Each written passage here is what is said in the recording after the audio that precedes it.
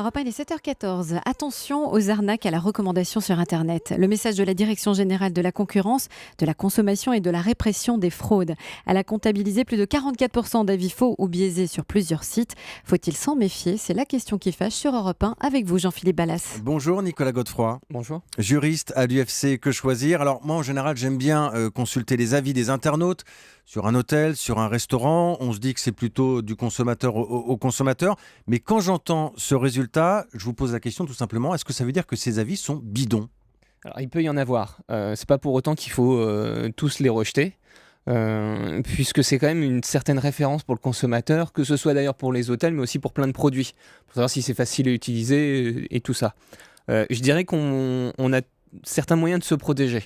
Alors, il y a le côté classique. Quand vous voulez un avis sur un produit de beauté, sur l'électroménager, Ouais. il y a des associations comme la nôtre qui font des tests de produits.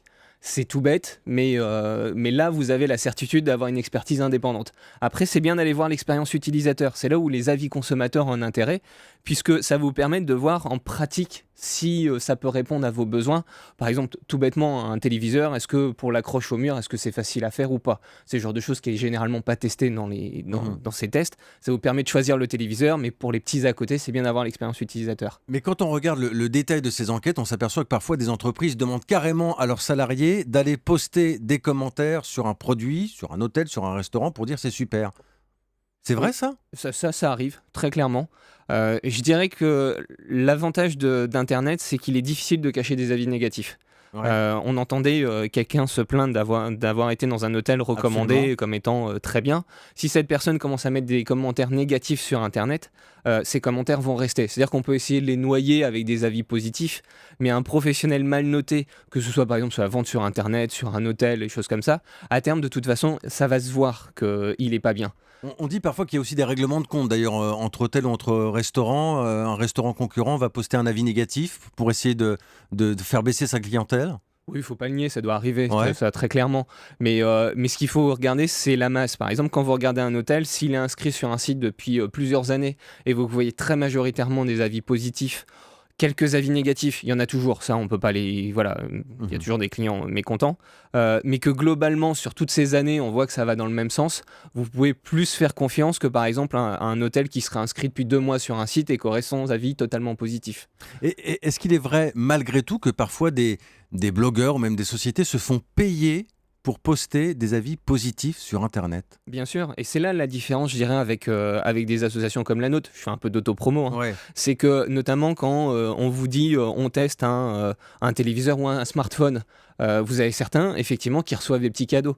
On se rappelle d'une console de jeu où les testeurs recevaient tout un paquet avec la console, des jeux, des accessoires qui a tendance à vouloir, je dirais, acheter entre guillemets les blogueurs pour avoir un avis plus favorable. Et Ça- donc c'est là l'intérêt d'associations indépendantes, en tout cas sur les produits. Sur les hôtels, c'est un peu plus compliqué, mais c'est la masse des commentaires qui va pouvoir vous aider. Parce que ça vaut toutes les campagnes de pub. On a l'impression d'avoir un avis spontané d'un consommateur et en fait c'est une pub déguisée. Oui, c'est ça, tout à fait, une pub déguisée. Le souci, c'est que si vous avez des consommateurs qui sont pas contents, de toute façon, ils vont le dire. Et c'est pour ça qu'on a des forums comme le nôtre, mais comme d'autres, où les gens peuvent venir s'exprimer et dire s'ils sont pas contents. On a aussi le phénomène souvent dont on parle, c'est d'avis négatifs qui seraient supprimés de certains sites Oui, pour ne il y a laisser des gens que les qui avis disent ça, positifs. oui. Là, je vous dirais, consommateurs, ça vous arrive, venez sur les forums de l'UFC Que Choisir nous le dire. Parce que nous, on surveille ce genre d'effets et on supprime pas les avis négatifs tout simplement parce qu'ils sont négatifs. Vous avez eu des cas particuliers justement à traiter ces derniers temps? On voit des gens qui, de temps en temps, se plaignent en disant oui, cet avis n'a pas été retenu. Voilà, nous là-dessus, on surveille les sites d'avis, très clairement, pour qu'ils prennent en compte les avis positifs ou négatifs. On pense qu'ils ont intérêt de toute façon à terme à tenir les deux, puisque c'est leur image de marque. Si vous allez sur un site, qu'au final, comme cette consommatrice, vous êtes déçu, vous ne retournerez plus jamais sur ce site en question. Donc même eux ont intérêt à faire le ménage aujourd'hui. Est-ce que vous pouvez nous donner quelques tuyaux pour faire la part des choses entre les vrais avis et les vrais faux avis? Alors, ça peut toujours être un peu compliqué, mais comme je le disais tout à l'heure, ça dépend aussi, par exemple, depuis combien de temps, si on parle d'un hôtel, depuis combien de temps il a enregistré sur un site. Si vous voyez que ça fait 5 ans qu'il a enregistré, qu'il a quelques commentaires négatifs, mais par exemple qu'il répond à ces commentaires négatifs avec une réponse objective, là, vous vous dites c'est quand même assez sérieux. Si c'est un site où vous voyez, il est inscrit depuis quelques mois, il n'y a que des avis positifs, puis c'est toujours les mêmes formules. Parce que comme ils font appel à des sociétés extérieures, c'est des formules un peu types.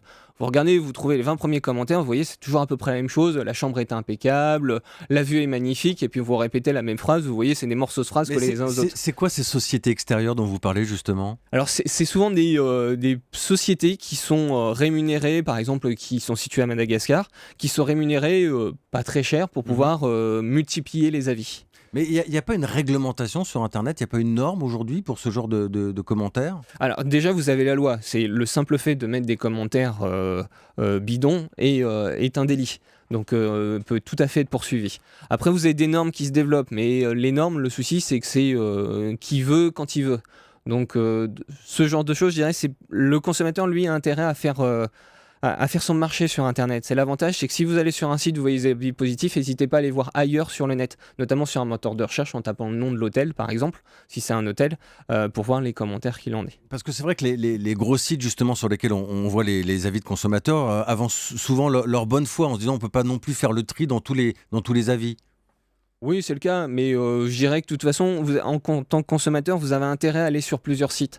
Parce qu'au-delà de l'avis consommateur, vous avez le prix, la disponibilité des chambres.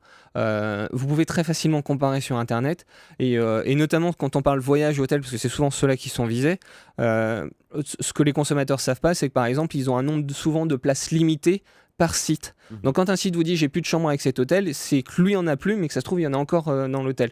Donc ne pas hésiter à aller voir sur d'autres sites, ce qui vous permettra de multiplier les avis aussi. On entendait le témoignage dans le journal de 7 heures, cette vacancière trompée par un hôtelier. Il y a un moyen de se retourner dans ces cas-là ? Ah oui, alors il y a des là, procédures ? très clairement, c'est saisir l'UFC Que Choisir, vous envoyez un petit mail via notre site internet, l'ADDPP, donc qui elle surveille.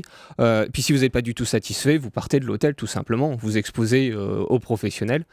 Pour tous ces problèmes, on a mis en ligne dans les jours qui arrivent, un petit guide qui est gratuit, qui est accessible depuis nos associations locales. Ouais. Donc qui va être sur Internet, qui vous dit que si vous avez des problèmes de ce genre-là, quoi faire. Sur le site donc de l'UFC Que Choisir. Voilà, exactement, et sur le site des associations locales et dans les permanences. Merci Nicolas Godefroy, merci d'avoir répondu à nos questions Merci ce matin à vous. sur Europe 1. Bonne journée. Europe